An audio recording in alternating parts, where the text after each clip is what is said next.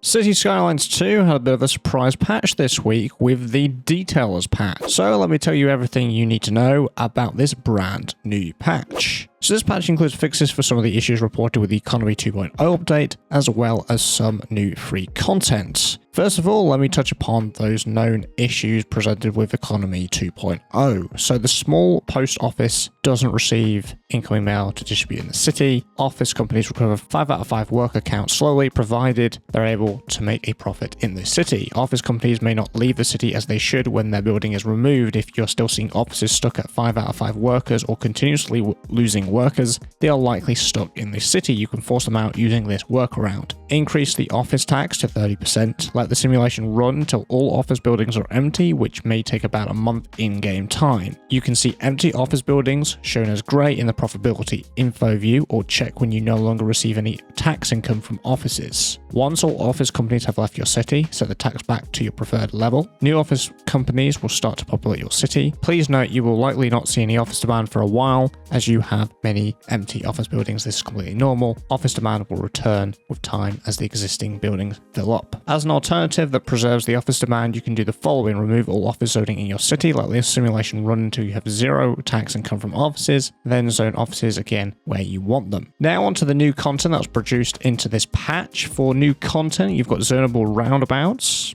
and therefore you have 8 new roundabout decorations. You've got an age selector added to the tree placement tool. There's now a surface tool which has 2 concrete surfaces, 2 grass surfaces, 2 pavement surfaces, 2 sand surfaces, and 3 tile surfaces. There are also 26 new service building variations. So you've got a new small water tower, new small medical clinic, new urban fire station, 3 new education buildings, 2 new police stations, a new small post office, 6 new public transportation buildings, 5 new city parks, and 6 new parking lots. There are also 4 new vehicles with a new North American garbage truck, a new North American snowplow, a new North American passenger train, and a new European cargo train engine. For the gameplay fixes, they've fixed offices downscaling their amount of workers until they only have 5 out of 5 workers. They fixed the industrial company worker max amount not updating correctly. Reliable mail service happiness factor affecting citizen happiness even without any post-service buildings. Wages being doubled when service buildings are upgraded, causing too high service costs. The UI upkeep section calculates the wages 2 times the building has upgrade building. Flooding near the building when relocating the advanced water pumping station. Evacuation bus and prison van passengers being counted in public transport stats. Some citizens remaining teens for their whole life.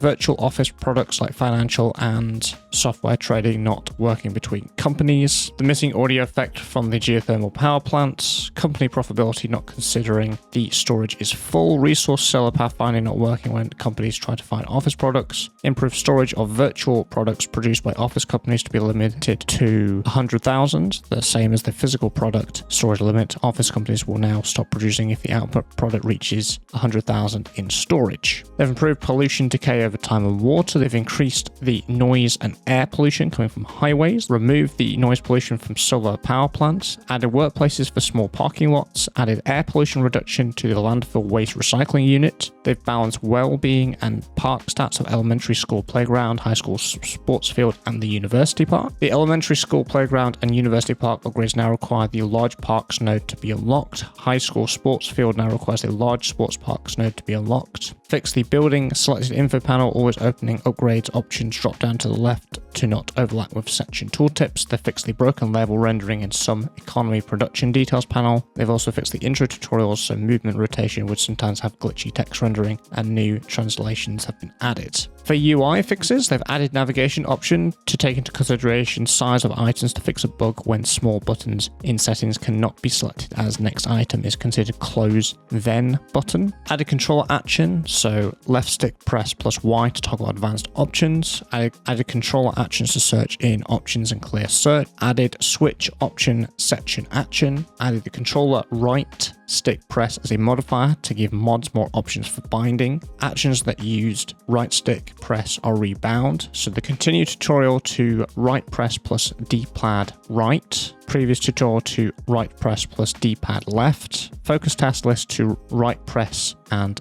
D-pad up, added scroll hint to panels with scroll, added icons for mouse actions in tutorials, store which item was focused before search was activated and restore focus on it when search exits, select the first option in the list when a tab is switched, shrink option tab header to fit more tab buttons, show conflicts for built-in actions which can appear if the player changed key bindings, and they added a new action that uses the same key binding, improve multi-line text option to use theme color, improve the key binding conflict tooltip, improve tutorial balloon orientation in the electricity tutorial and water tutorial, fix the tutorial info views panel does not appear when opening it for the first time, fix money and population field tooltip trend style not updating correctly, fix some building upgrade bonuses not being displayed in the building's selected info panel, fix the color of the transportation vehicle that is no longer part of the transportation line, only changing when the mouse hovered over it, fix the line color selection window may move off screen if the player opens it while having at least 11 created transport lines, fix the milestones tab and pop-up showing an incorrect pool of development points that the player should receive during milestone 20, fix info views panel not opening after placing unique building, fix already built and locked signature and unique buildings not being grayed out and unique buildings that were built or are locked showing not enough money badge. They've also fixed the missing space in passenger and cargo count in route or line detail selected info panel,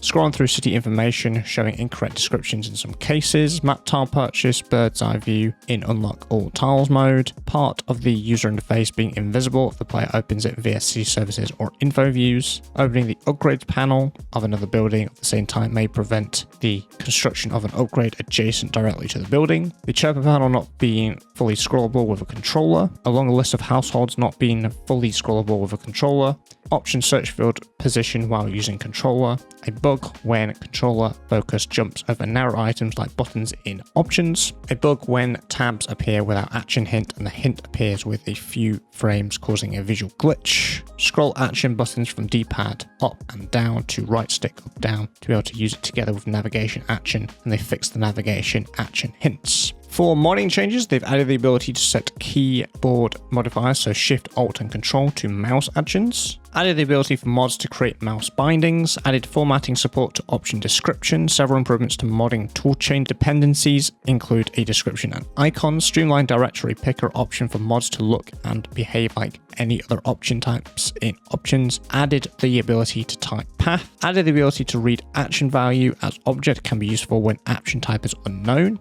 added display name override to input actions, easier to control what display name should be set to an action in the current moment, environment variable values are updated during Unity mod project updating, added message dialog to modding options to show currently set environment variables are available in developer mode, added the scroll handler to error and message dialog, key binding field can now be disabled, mod controller hints are now shown after built-in controller hints, fixed the wrong conflict detection if one binding allows modifiers and another does not, an issue where the entire drop-down option field didn't properly disable when drop-downs had no items, copy button on dialog with details, an issue when clicking key binding conflict notification does not open mod settings in-game pause menu, a bug when updating the modding toolchain state to not installed even when the player rejected uninstallation, fix a bug when mod key bindings was changed during the conflict resolution process, this changed key was not saved in a mod settings file, a bug when auto activation manually disabled input actions, the hide option group automatically if all its items are hidden, use custom binding button and binding key instead of default gamepad button and key to provide additional controller, escape markdown symbols when error text is copied, store key modifiers in the same order everywhere so it does not lead false positive detection of key rebinding when setting is saved or loaded, but do not set key binding value to a setting property in case it was not actually updated in input manager, fix error when key binding has conflicts and users trying to bind the same key, fix mod key binding value is not updated in UI in certain cases, made a few key binding things public for modding purposes, fix the false positive detection of binding changes while setting a new value. Moving on finally to Paradox mods, they've updated to version 1.6.0, they've switched to